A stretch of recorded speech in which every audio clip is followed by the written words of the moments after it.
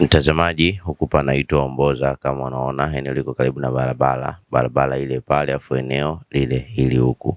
Mtazamaji wangu akaniambia, Fabi, hebu nitafutie eneo. Kama unaona, nilienda na mtoto wake tukaenda tukapima eneo kama anaonyeshwa eneo. Baada ya kumaliza hapo, tukapa mafundi advance hela tu kwa ajili ya kuanza ujenzi.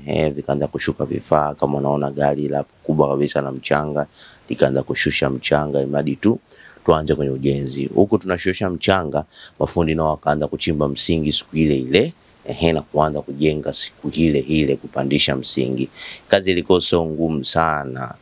Mafundi kwa sababu ananiambia kwa watu tumechukua advance kabisa, basi tuanze kazi mapema. Mafundi walileta timu ya watu 8 hapo. Kama unaona watu walikopo 8 wanaanza kazi, na kazi ilikopo inaenda inasonga vizuri. Niwaambie tu ama eneo bwana yako sehemu moja panaitwa Homboza.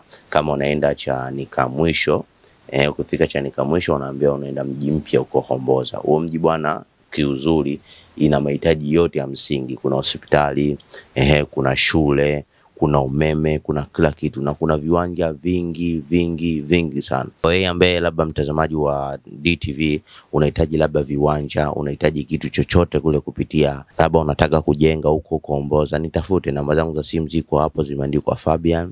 Nipigie simu, naweza nikakununulia kiwanja.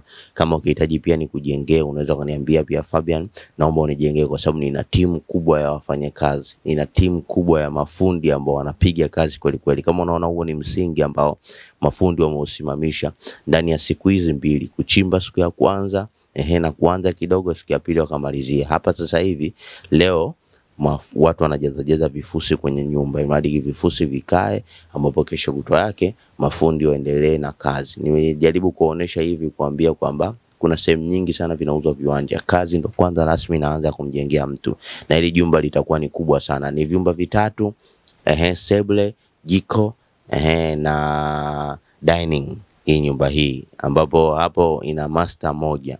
Nyumba kama unaiona hii hapa ina baraza 2. Ni ramani nzuri kabisa nyumba, na inavutia kabisa.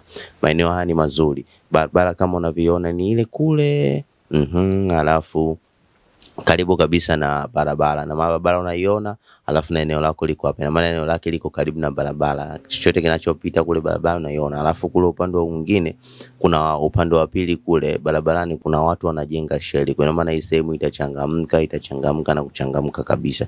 Kuna kusihi mtazamaji wa DTV, kama unahitaji kujengewa au unahitaji kufanyiwa kununuliwa kiwanja, nipigie. Namba zangu za simu ziko hapo, zimeandikwa Fabian, nipigie. Naweza nikakununulia kiwanja sehemu yote unayotaka. Kama unahitaji nikusimamia ujenzi wako, unaweza kuniambia, Fabian, mimi nahitaji unisimamie ujenzi wangu, na kusimamia ujenzi wako. Na mafundi wazuri imara ambao hawana bei nyingi sana.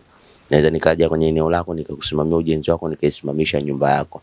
Nyumba yetu mfano ndo kama hii hapa tunaanza sasa hivi, yani vyumba 3, sebule na jiko, na baraza 2. Kwa maana tuendelee kuangalia hii nyumba itakapoishia, ndo pale ambapo utaona bwana Fabi anafaa kweli kusimamia nyumba yangu. Nyumba ya kwanza ndo kwanza tunaanza. Viwanja viko vingi sana. Tujitahidi kununua viwanja jamani. Sasa hivi viwanja vinauzwa kwa bei rahisi sana.